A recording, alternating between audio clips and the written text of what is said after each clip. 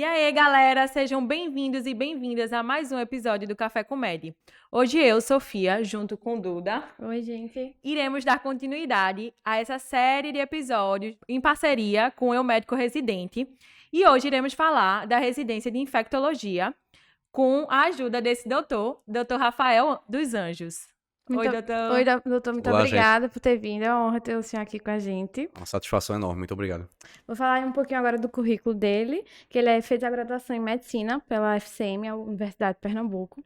Fez a residência médica em Infectologia pela FCM também, na Universidade de Pernambuco. Especialização em Microbiologia Clínica pelo ICB, na Universidade de Pernambuco também. Coordenador do Ambulatório de Infectologia do Hospital Otávio de Freitas e é vice-presidente da Sociedade Pernambucana de Infectologia. Um currículo enorme, né? Pouquinho, né? Pesado. Então, galera, antes de começar um pouquinho esse bate-papo, quem tá aí assistindo a gente pelo YouTube, já se inscreve no nosso canal, dá aquele joinha. Segue a gente também, tanto o Isso. canal do Eu Médico quanto o canal aqui do Café Comédia. Então, doutor, seja muito bem-vindo. Muito obrigado. E aí, como é que funciona a residência de infectologia? Pronto. A residência, eu acho, né? Não foi porque eu fiz uma das mais interessantes. A gente tem uma possibilidade na residência de acompanhar pacientes em ambiente hospitalar, né? Que geralmente é o cargo-chefe das residências médicas. E a gente tem a possibilidade também de acompanhar pacientes em nível ambulatorial, tá? Certo. Além de tudo, o que chama bastante atenção na infectologia da residência é que a gente também passa um tempo vendo pacientes da faixa pediátrica, que geralmente as outras residências que acompanham pacientes adultos não vêm. É verdade. Então, assim, é um ponto que chama a atenção positivamente. Mas como é a duração? Ela é acesso direto ou dura quantos anos? Como é? Explica pra gente um pouquinho. Pronto. Ela agora é acesso direto, né? Agora não, já faz um tempo, né? Desde 2004, 2005. São 3 anos. Antigamente, antes desse ano, tinha como pré-requisito a clínica médica, né? Para depois fazer 2 anos de infecto. A partir desse ano, então, ficou 3 anos, acesso direto, tá? A pessoa faz só uma prova para poder ter a possibilidade de fazer a residência. Ô, doutor, e passa por quais serviços durante a residência? Tipo, no primeiro ano passa por tais serviços, no segundo, tem alguma coisa assim dividida? Porque tem algumas residências, tipo dermatologia, que antes eram acesso direto e agora o primeiro ano roda só clínica médica. Isso. Funciona isso também? Da mesma forma, né? O primeiro ano é como se fosse o R0, que a gente chama, que é o Você não é conhecimento da clínica médica, né? Então a gente passa pela nefrologia, pneumologia, clínica médica, né? É nesse ano também que a infectologia conhece a pediatria, mas também conhece a própria infectologia, né? A gente roda no próprio serviço. começa no primeiro ano. A do Oswaldo Cruz, né, é que tem isso de uma maneira mais bem dividida, é em torno de 4 meses. Né? A gente passa rodando na própria infectologia. E o restante do ano a gente conhece as outras especialidades, assim como quem está fazendo o R1 de clínica médica, né? E em relação à pediatria, você só roda no primeiro ano ou os Isso. 3 anos você roda em áreas pediátricas? Não, a gente roda... Porque assim, na residência tem os rodízios que a gente chama de obrigatório, né? Então a gente roda um mês, né? O rodízio obrigatório na pediatria. Mas existem, né, nos outros anos, rodízios que a gente chama de opcionais, que você pode escolher em qual serviço pode rodar. Inclusive repetir, né, o rodízio da pediatria. Alguns profissionais escolhem, optam dessa forma. Mas assim, você fica bem livre de escolher o rodízio que você quiser. E, doutor, Rafael. Rafael, como é que foi essa escolha para residência, assim? Sempre quis infectologia? Foi no último ano? Na Do verdade, nada alguma coisa bateu. te pegou? na verdade, assim, eu nem sabia que existia, né? Eu entrei na faculdade Sempre querendo rola. fazer... O que é infecto, né? Pois é, eu queria fazer neurocirurgia. Ai, Depois meu mudei Deus. para neuroclínica e quando foi no terceiro período, um colega meu me chamou pra gente fundar a primeira liga de infecto daqui de Pernambuco, que foi no Oswaldo Cruz. Aí eu comecei a entender que existia infectologia, não tinha nem noção. Aí com as práticas, assim, o próprio conhecimento da discussão com os colegas residentes, essa integração que a gente fez no hospital, né? Aí eu passei a gostar. Mas não tinha decidido de cara não, pensei em fazer clínica médica porque tinha dúvida, poxa, o que é que eu vou seguir, né? Sabia que queria clínica. Mas no final da faculdade, acho que entrando pro 8º período, eu bati um martelo assim, me encantei realmente. Né? O amor foi correspondido, eu acho, aí me puxou. E durante a residência, quais são os serviços que roda, assim? Primeiro ano, roda clínica médica, o que? Segundo ano, só Pronto. pra ter uma noção mais ou menos, quais são os serviços que rodam, onde roda, Certo. UTI, emergência. Vocês vão ver muito o seguinte. As divisões, na verdade, respeitam um pré-requisito nacional, né? Mas cada serviço ele tem a sua independência de como organizar isso. O primeiro ano é obrigatório, você tem que conhecer as clínicas, né? Então, assim, a gente roda nefrologia, pneumologia, terapia intensiva, aqui no caso do Oswaldo, pediatria, né, a própria clínica médica, né? E a gente tem a vantagem também de oferecer o rodízio de infectologia, porque eu acho que se pensou o seguinte, se a pessoa não conhecer a infectologia no primeiro ano, não vai nem continuar. Mas Vai desistir assim, logo. pois é, Mas vocês vão acompanhando esse serviço o quê? Em enfermaria, é? enfermaria, isso. Na verdade, toda a residência você tem que ter acompanhamento dos 2 cenários que o hospital oferece, né? Tanto enfermaria como ambulatório. Então, você vai rodar pneumologia no hospital. Você acompanha a parte de enfermaria num horário e ambulatório em outro. Pediatria, mesma coisa. Então, assim, todos os rodízios têm que respeitar isso, né? Nefrologia e tudo mais. O segundo ano é o que a gente chama de R1 de infectologia. Realmente você consegue ver, né? Realmente a gente fica na infectologia, né, o tempo todo, né? Então, assim, basicamente metade do ano a gente passa nas enfermarias do serviço que você tá, né? Tirando isso, você volta a rodar terapia intensiva. Uma coisa que pouca gente sabe, né? Os rodízios de terapia intensiva para infectologia geralmente são em ambientes de UTI de infectologia. Então, assim, a gente tem esse benefício aqui no estado, né? O serviço é aqui no Oswaldo Cruz. Então, é um ponto positivo. E vem outras residências, né, de outros locais rodarem no serviço também. Que chama a atenção, porque geralmente quando você vai rodar terapia intensiva, geralmente é um ambiente de UTI geral, né? Isso. A gente da especialidade tem uma oportunidade de rodar num ambiente específico, tá? A gente tem um rodízio também de meningites, que é no hospital de referência da gente, que é o Correia Picanso, Sim. né? Na Nossa. qual você vê uma doença que é bastante importante, Sim. né? De uma maneira bem diferenciada. Tem os rodízios opcionais, né? Mas o grosso do segundo ano é a parte de você entender o que é infectologia, né? A parte de ambulatório e de enfermaria. O terceiro ano, já é a finalização, é a parte mais específica ainda. Então, assim, parte de controle de infecções, CCH, você conhece mais no terceiro ano, né? A parte de gerenciamento, né? Da parte de gestão do infectologista no hospital é no terceiro ano. A parte de microbiologia também é no terceiro ano, que foi um rodízio que foi instaurado recentemente, há poucos anos, e é muito importante, né? É tanto que me deu até a ideia de fazer a especialização depois da residência. E, assim, vale muito a pena, abre os horizontes para quem está na área, né? E, assim, é meio que uma conclusão. Você volta para a enfermaria também, mas é num cenário diferente, né? Um R3, ele parte muito da questão do gerenciamento, né? E da ajuda, né? Do gerenciamento da enfermaria, do ambulatório. É como se a gente pegasse uma maturidade, né? Na residência para poder chegar de portas abertas para o mercado e tudo mais. E existe, o senhor já falou agora, né, que tem especialização em microbiologia, mas em infectologia mesmo, existe especialização? Dá para fazer? Como é? Existe. A gente não tem aqui em Pernambuco especialização, né? Tem a residência médica. Mas existem outros estados que têm um programa de especialização que é muito semelhante, né? A mesma quantidade, assim. Geralmente é a mesma ano. carga horária, né? Eles respeitam muito isso. Mas aqui em Pernambuco a gente não tem ainda nenhum centro que ofereça especialização. Todos os centros que tem aqui São são residências. residências. E, doutor, tem subespecialidades na infectologia? Tem muitas. Tem muitas? Tem. Cite algumas aí. só Pronto, pra você gente. pode fazer, tem alguns serviços de residência que são complementares, né? O R4, por exemplo, que a gente chama, que é fora do R3 da infectologia. Você pode fazer para hanseníase, pode servir como pré-requisito para outras especializações, como patologia, a própria terapia intensiva também, que hoje a gente sabe que está sendo acesso direto, mas também tem como pré-requisito a infectologia. No sul do país a gente vê uma variedade maior. Por exemplo, lá existem infectologistas que trabalham só em subáreas. A parte de neuroinfecções, de infecções ósseas e articulares. Pessoas que trabalham só com pacientes imunossuprimidos, sem ser HIV, por exemplo, pacientes transplantados ou que têm alguma outra doença. Então, assim, o leque é muito maior. Aqui, no nosso estado, a gente tem pouca, assim, variabilidade, né? A parte de hanseníase, que é incomum até do infectologista fazer, né? Que é Geralmente quem mais faz dermato, né?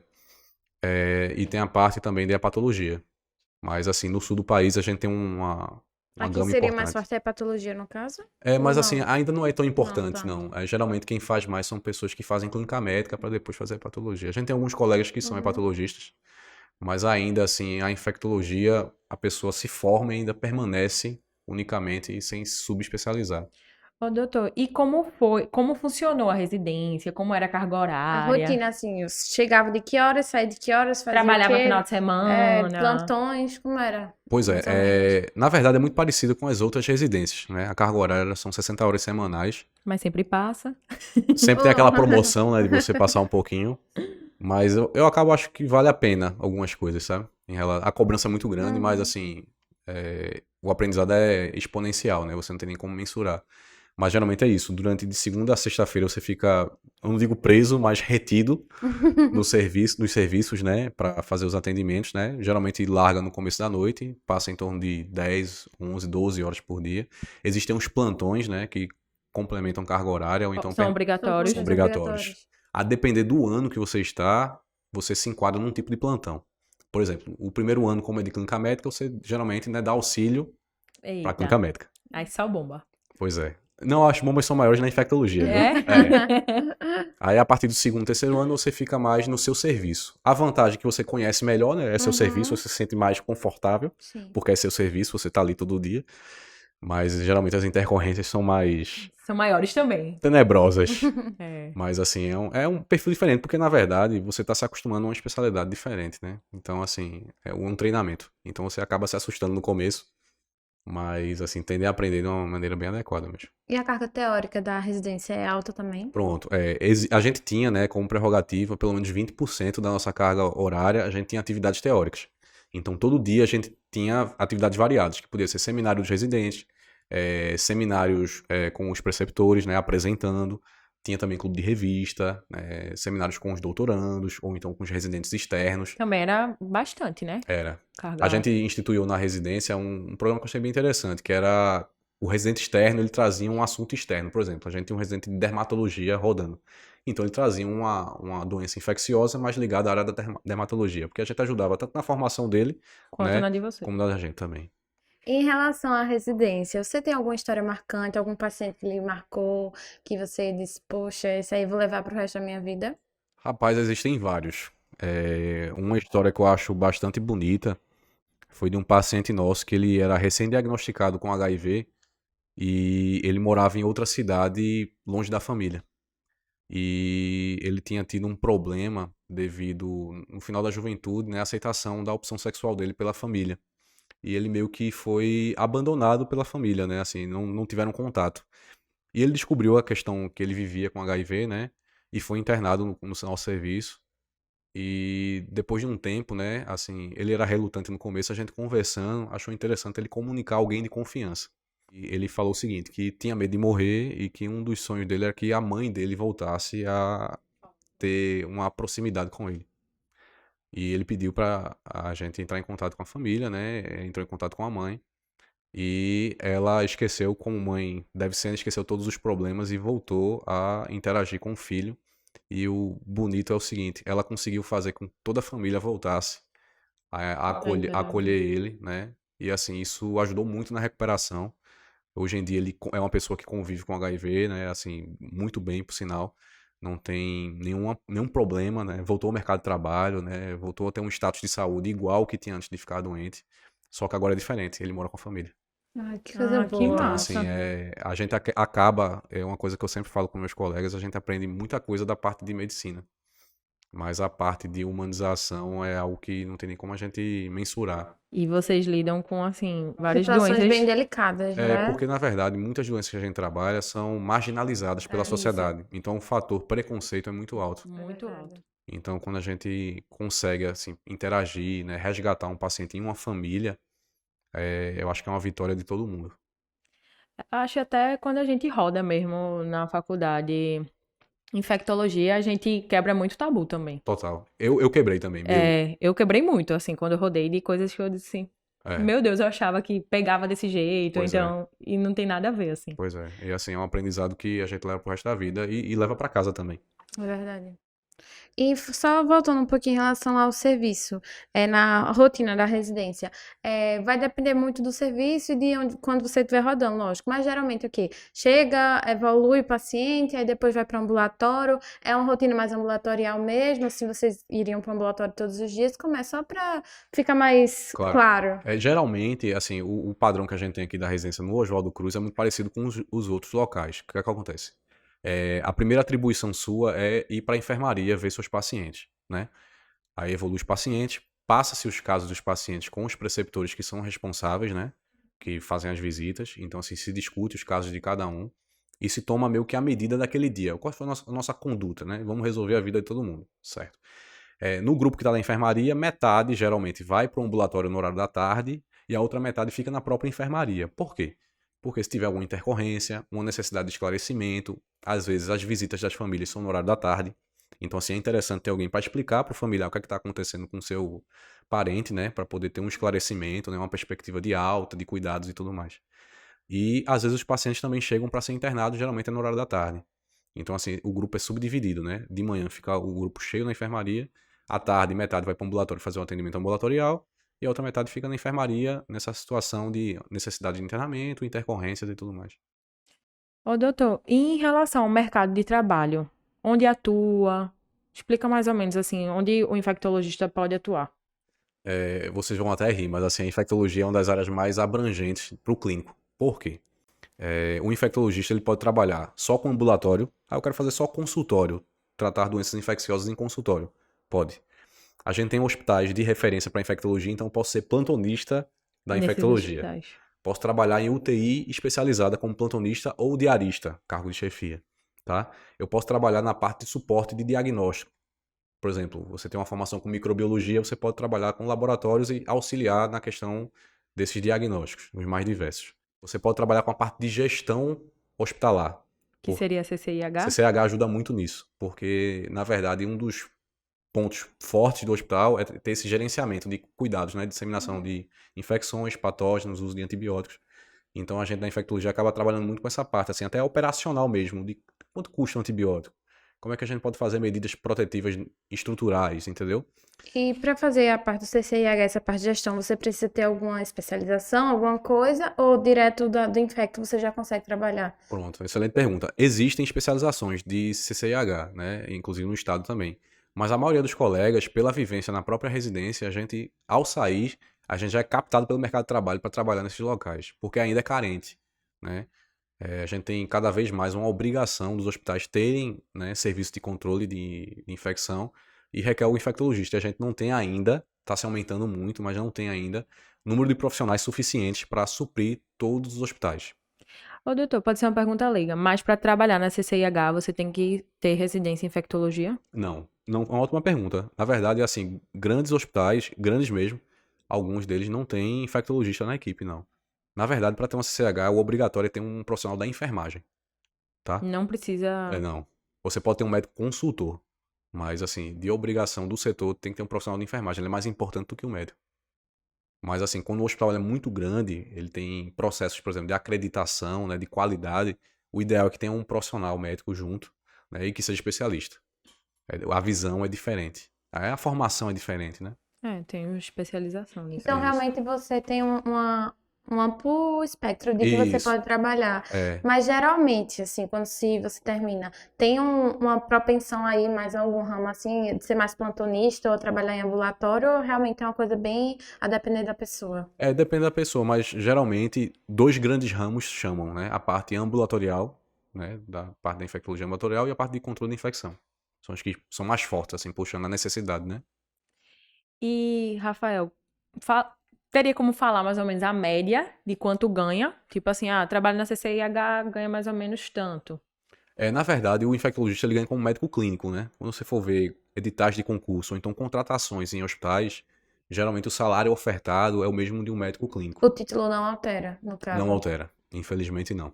Então, assim, geralmente a remuneração, por exemplo, você vai ser um profissional estatutário, né? Passar num concurso. A depender da jornada de trabalho, mas em geral uma jornada de 20 horas semanais ou plantão 24 horas semanais, varia de 6 mil a 8 mil reais, mais ou menos, cada vínculo, né? Então, assim, a gente ainda não vê uma especialidade que seja atrativa, né? Como algumas outras em relação à remuneração, né? Como profissional clínico mesmo. Em relação ao ambulatorial, você consegue ter um leque grande de demanda de consultas, assim? Porque eu acho que muita gente também não faz porque acha, quem é que vai procurar um infectologista, né? Mas tem essa demanda? Tem. Na verdade tem, e a demanda é ainda mais variada. Por exemplo, tem pacientes que vão para mim só por causa de uma necessidade de um exame que veio alterado. Então gerou uma dúvida no médico clínico que ele manda procurar um infectologista. Atualização de calendário vacinal para uma pessoa que vai viajar para fora do país, né? Precisa de uma orientação. Essa eu não sabia, né? Existe uma subespecialidade chamada medicina do viajante. Que poucas pessoas têm. Isso. Porque a depender de onde você vai, existem doenças infecciosas que você precisa se preocupar. Verdade. Uma dica, se você fizer infectologia aqui e for pra Europa, você é craque em leptospirose e dengue, que lá eles não são. Então você consegue instruir muita gente em doenças que a Vai ser gente aqui rico na Europa. aqui é trivial, né? Então, assim, tem essa necessidade. O Brasil ainda não enxergou isso muito bem, não. Mas lá fora é um profissional importante. E em relação ao valor da consulta, o valor médio, assim, ou vai depender também do pressuposto? Depende, porque na verdade hoje em dia a gente trabalha com valor de consulta, é muito mais o que tem, o que Relacionado leva a mais plano de saúde também. aceita plano de saúde, né? Isso depende muito da pessoa, do profissional médico mesmo. Mas o valor da consulta particular, por exemplo, é muito mais do profissional, né? Sim. A gente vê uma variação muito grande, né? Profissionais recém-formados, né? Até profissionais já gabaritados de muitos anos. Então, assim, a variação é impressionante, não dá nem pra gente mensurar. E dá para você já terminar, colocar seu consultório, porque algumas especialidades para dermatologia, você tem que já estar num consultório que já é estabelecido para você se inserir Isso. ali no mercado de trabalho. Acontece isso com a infectologia também, você consegue já sozinho colocar. Olha, na verdade você consegue. O que é que a gente observou na infectologia, eu acho que nos últimos 5, 6 anos? Cada vez mais os profissionais estão se alinhando para trabalhar em conjunto. É a questão do empreendedorismo, né? Assim, o profissional ele não está mais isolado. Porque o que acontece? Se você trabalhar com equipe, a visibilidade é diferente de você trabalhar de maneira individual, né? Isso é algo que as outras especialidades já têm há muito tempo. A infectologia começou a ter mais recentemente, né? Hoje a gente tem mais grupos aqui em Pernambuco que antes não tinham. Então, assim, isso acaba chamando a atenção e até uma oferta de uma qualidade melhor. E, por exemplo, vamos dizer que você trabalha com mais 2 infectologistas, mais 3. Cada um tem sua habilidade maior em uma determinada sub-área. E se você conseguir juntar sub-áreas diferentes, você tem um leque muito maior, né, de oferta. Mas só com a parte de consultório você consegue viver bem ou você ainda tem que complementar a renda com plantões? Rapaz, tem infectologista que consegue fazer isso, né? Eu vou ser bem sincero.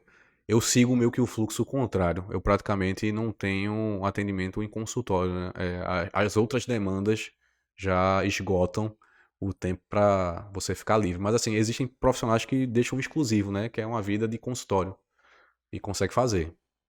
Tem E, demanda, e tranquilo. falando. Tranquilo. E falando em Já empreendedorismo, puxou aí, né? já puxou o gancho. Tem como empreender na área da infectologia? E se Tem. tem como empreender, né? O que a gente vem observando, né, é que o médico em si, ele agora tem que olhar diferente.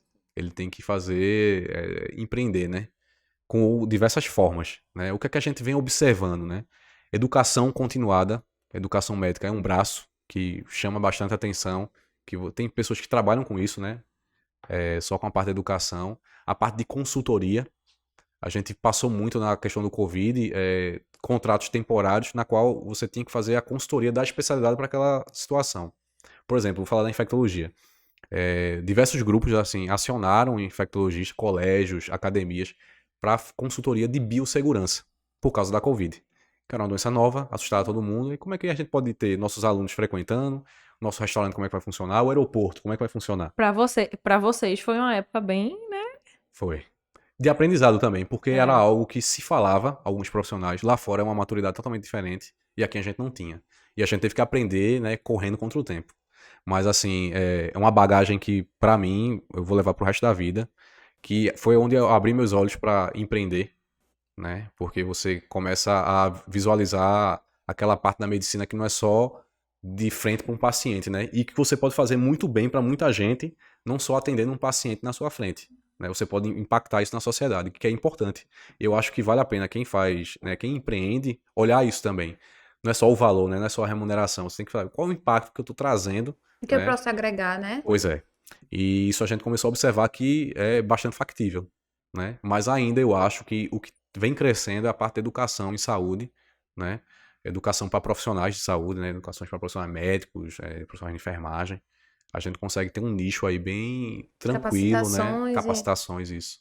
Que E faz a diferença. como é o cenário da infectologia pré-Covid e pós-Covid? O que é que mudou assim na vida de vocês, no mercado de trabalho? Tudo, Como total. atingiu? Pré-Covid era o que é um infectologista? Sei não. Ninguém sabe. Eu acho que foi a área que mais, assim, Pneu também, mudou. né? Pneu também mudou muito. Pneu me infecta, acho que foi as áreas Foi, mais mudaram muito. atingidas. Na verdade, assim. ficou na vitrine, né? A infectologia, eu acho que a gente errou e acertou. O erro foi o seguinte, a gente só direcionar a própria Covid, Então tem muita gente que acha que agora a infectologia vai acabar. Pessoas que não são da área, né? Que vai acabar porque ela tá acabando com o Covid. Eu disse, não é por aí não. A gente existia antes do Covid, né? E vai E vai existir continuar depois. existindo. Pois é. verdade. Mas assim, serviu de alerta para o seguinte, mostrar a importância do profissional, né? Diversas instituições de saúde não tinham infectologistas no seu corpo clínico, né? Ou então no corpo de gestão. E estão passando a ter, por ver a importância tanto no impacto da qualidade da assistência modificada, né? Como até no impacto econômico, né? Assim, o controle de insumos, né? Para vocês terem noção, a maioria das pessoas não sabe disso. Mas no hospital, se tiver uma reforma, quebrar uma parede e fazer outra, a CCH, a infectologia, tem que estar presente para poder minimizar danos, para poder ver se tem algum impacto ambiental negativo. Então, assim, é um detalhe que pra gente, assim, pra maioria da população, na verdade, passa despercebido. Até pro profissional de saúde mesmo. Mas tem que ter o profissional específico de perto para poder atuar, né?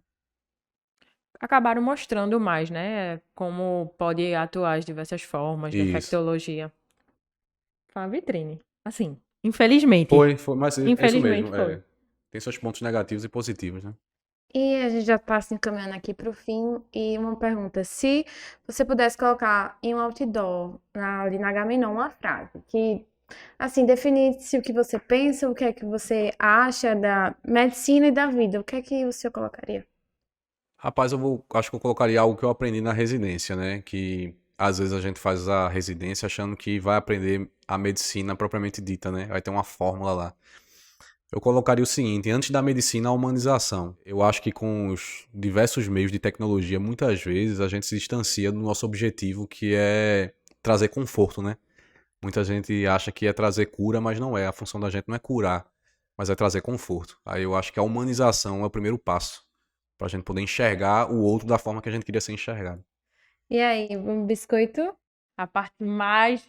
Mentira, não é mais legal, não, mas é uma das mais legais. Biscoito da semana. O biscoito é uma dica, pode ser um livro, uma série, o que o senhor quiser falar. E aí, começamos pelo convidado, qual é o seu biscoito da semana? Rapaz, eu trouxe algo diferente, assim. Além da medicina, eu gosto muito de história. Hum. E teve um livro que eu ganhei de um mestre meu, né, que é infectologista também, Evandro, As Histórias e Suas Epidemias. Que ele coloca o seguinte, ele faz uma narrativa desde o começo da era dos homens, né? E passando guerras e tudo mais. E o que é que acontecia relacionado a doenças infecciosas que fez mudar o rumo da história. Porque eu pensei nisso, a gente tá vivendo um rumo, né, que a gente tá acabando, né, assim, o enfrentamento da pandemia da Covid-19, a gente tá chegando na reta final. Sim. Então, Amém. assim, e a gente tá tendo guerra, né, ao redor do mundo. Então, assim, as doenças infecciosas, elas interferem nisso também. E esse livro é bem interessante, ele não é nada que vai falar de parte didática da medicina, mas ele vem contando as histórias, né? Como os povos, eles enfrentaram doenças infecciosas em campos de batalha, no desenvolvimento da humanidade mesmo. Puxando sardinha pro. Claro, sempre. De uma forma assim, não tão clara, Pois né? é, mas tem que puxar. Repete o nome, por favor. A História e Suas Epidemias. Ela é de Stefan Cunha. Bem nerd, né, pessoal? Eu vou falar um filme. Filme que ela me roubou. Me já roubou, não, digo. minha gente. Eu nunca assisto filme. Quando eu assisto e decido botar no biscoito, o Duda quer botar também, aí não dá, né? Então, meu biscoito da semana vai ser para um filme que eu assisti recentemente, dos poucos, né? Que é King Richard, que é uma história de um pai que quer tornar as suas duas filhas campeãs. E assim, não dá pra É a contar história muito. verídica de Venom e Serena Williams, que são tenistas. Isso. E aí, assim, não vou contar muito detalhes, não, mas assim, é uma história de determinação, ele luta bastante pra tornar as filhas campeãs. E o resto da história vocês vão E ele ver. ganhou um Oscar. Tá vendo que o meu biscoito seria melhor que tu sabia disso? Mas por isso que ela tá aqui, pra complementar meu biscoito. Como Sofia roubou o meu agora vai ser um livro também, que é um livro de Jane Austen, que é Orgulho e Preconceito. É uma história bem, tanto antiga como muito clássica também, que é o casal que se apaixona nos tempos de Eu adoro esse 1800 e bolinha. Tem o filme também na Netflix, mas eu indico ler o livro, que é muito bom também, Orgulho e Preconceito. É isso. Menina, a Eduarda tá tão culta. Acabamos mais um episódio por hoje. Agradecemos muito ao senhor. Muito obrigada por ter aceitado o nosso convite e ter vindo aqui falar um pouquinho sobre a infectologia. Mais alguma coisa? Não, só agradecer mesmo a presença hoje. E é isso, galera. Sigam a gente aí nos tocadores. Lembrar também, o senhor tem alguma rede social que a gente possa seguir? Pois é, eu faço parte de um grupo que a gente tenta fazer educação para a população, né? É a Infecto Vita no Instagram. Ó, aí, galera. @infectovita. Isso. Certo. Sigam aí, @InfectoVita, Eu Médico Residente, Café com Med. Deem seu joinha aí no YouTube. Tem mais algum lugar que tem que seguir? Não, seguir aqui, né, o próprio canal, tanto do Médico Residente quanto o do Café com Médico, que a gente tá sempre postando E os novos tocadores de episódios. podcast, né? Também. Exatamente. É isso. Obrigada, gente. É isso, obrigada, gente. Até a próxima. Até mais.